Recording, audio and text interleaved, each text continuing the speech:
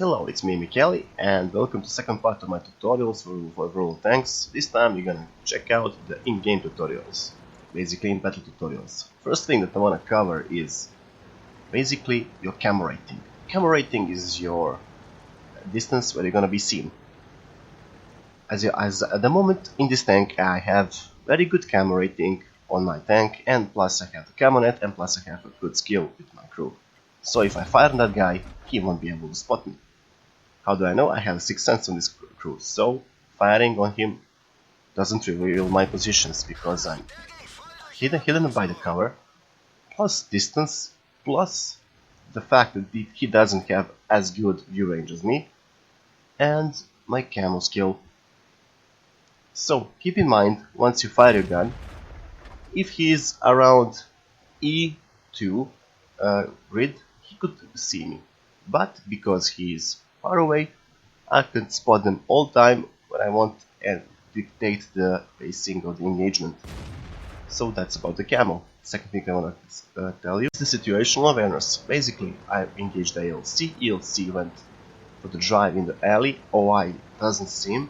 So even though if I'm in the slower vehicle, I can predict its movements and basically counter his move. That you're gonna do a lot of times. Use your minimap to see where your enemy are gonna go, and as you see over here, predict and lay ambushes for them. Every tank in this game has its usual weak spots. It's either lower plate, machine gun turret, driver hatches, commander cupola, or even, as you see, the rear side of the armor, which can always be penetrated. Keep that in mind when playing this game. Next thing I wanna show you is basically playing stock. This tank that I'm driving at the moment is totally stock, and it has some problems. When you have a stock tank, you are a second line of backup. Even the tanks that are tier below you won't be penetrated with your regular shots. Keep that in mind when engaging your enemy. Your reload time is gonna be much worse, your gun performances are gonna suffer, and what you need to know is basically you need to aim a lot, as you see there. For my shot to work, I need a lot of aim time. And of course, your crew is not gonna be so good, so spotting and all the other stuff are reduced. Keep that in mind when playing this game, and you're gonna find yourself in a lot of trouble with the stock tank. So keep that in mind. You are a second line of the tanks, you are a support, you're not the one who leads the charge. This game is a game that rewards smart playing. Basically, when you wanna perform the best as you can, play smart. Flank the enemy, use the advantage of your team to distract the enemy. Once the enemy is distracted, go on their side armor, go on their back sides, and use their strengths. For this tank, the strength is a superior reload time. Unlike that tank, the VK, it has much better gun than me, but his reload is much worse, and as you see, I'm punishing him basically by doing a peekaboo or forcing him to miss his shots, and then I can exploit the advantages. Remember, keep in mind the advantages of your tanks and the tanks that you are driving to make the game as much satisfying for you as possible. This game has a lot of things. One of those things are the common known as lag spikes.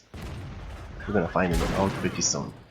I'm gonna try to pull back after firing my gun. Not any luck with back shots, but at this moment you're gonna see something that leaves me hanging, basically. My tank keeps on turning even though I don't have any control of it whatsoever. This is referred as a lag spike, and sometimes can ruin your games. If you wanna play this game, prepare to have a lot of these things. Let me tell you something. If you're playing lightly armored vehicle, lightly armored tank, scout, or in this case an arty, avoid one stupid thing. Avoid going for the ram.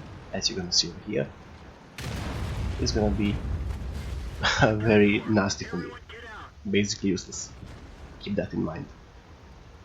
The technique I wanna talk about is side scraping. That means presenting maximum of your angle to the enemy. As you can see over here, I'm driving a light tank, though it's recommended that you do this with heavy tank which has armor and has a bit of protection. so you can maximize it to full. As you see over here, I present myself to the enemy on the maximum angle available, and his shots is bouncing, and as you see, ricocheting into the hill over there. Totally recommend to use heavy tanks for this kind of maneuver. I don't recommend for you using lightly armored mediums, even lightly armored heavy tanks for this kind of operation, because they will suffer. Also, keep in mind, you can't side scrape an enemy high explosive shot. High explosive is gonna do damage to you even if you side scrape. You can mitigate the factor of the high explosive shot, but you will still take damage. Everyone hates playing with RT. Let me show you why. RT needs a long time to aim, but when it hits, and if it hits, it does a lot of damage. You can aim fully with the RT and do a total miss, and you're gonna hit yourself because of that, because you missed a 40-second reload time. Also, RT has splash damage, so you don't fire RT when the enemy, like in this situation, is near your ally. You are risking a lot to hurt your own ally. Actually, you're risking a team kill. I had situations, a lot of bad situations, where I team killed my own guy with an RT. So I tend not to use an RT, unless the target is clear of any ally tanks in the vicinity. And at this moment I'm going to show you why the enemy hits the RT. He kills my TD, I fire. Bingo, one shot. Because of this you get a lot of heat in the chat and a lot of pissed off people in the chat. Howitzers or dub guns are the high explosive dominant force. Yeah, the smoothbore gun, which doesn't have much accuracy, and you need to aim a lot and reload a lot. Also, use only high explosive for this. You can use AP rounds, but most of the targets you're gonna face are pretty much more armored than your AP round is possible to penetrate. Even the King of the Herbs, the current King of the Herbs, BOI. As you see over there, the T-43 didn't have much chance against going head on with this monster, and he decided to run away, though he took one shot unnecessarily. Keep in mind about one thing in this game, which is very important. That's scouting. It can be passive, it can be active. Active scouting is by actually moving your tank using bridges, switching from one side of the map to the other side of the map.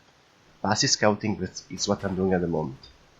I'm going into the bush, using my binoculars, using my camo and my skill on the crew to make spotting on the enemy tanks. Both active and both passive scouting are your lifeline. You need the vision on the map.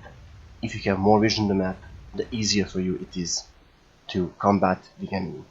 Actually seeing them first and hitting them first is a big opportunity and a big advantage. Even if I'm aiming at the enemy when passive scouting, you don't fire at the enemy. You don't reveal your position. Keep that in mind when you are in scout. Last thing I want to talk about is actually gold rounds. At the moment I'm gonna be the target for the enemy to use gold rounds on me. And as you're gonna see over here, I'm gonna force the enemy to do that. They're getting close against T-54. The super heavy tank, which cannot be penetrated by regular rounds onto it. As you see over there, he was already using his AP rounds, so I think if he saw me coming, he will be switching to his gold rounds or explosive anti-tank rounds. As you hear by the sizzle on my tracks, the guy started to use the premium rounds. Of course, I don't blame him, he couldn't do anything, and also he's targeting my weak spots, which is the lower places of the tank. Even if he was pressed against the corner of the building, he was forced to use gold rounds, and you see right there, he used them perfectly. Keep in mind to use the gold rounds only when you are pressed and when you are in the dire situation to escape with some damage done to the enemy. Well, that was all for my tutorials at the moment. If any more tutorials are needed, I'll be trying to get them, but don't expect them anytime soon.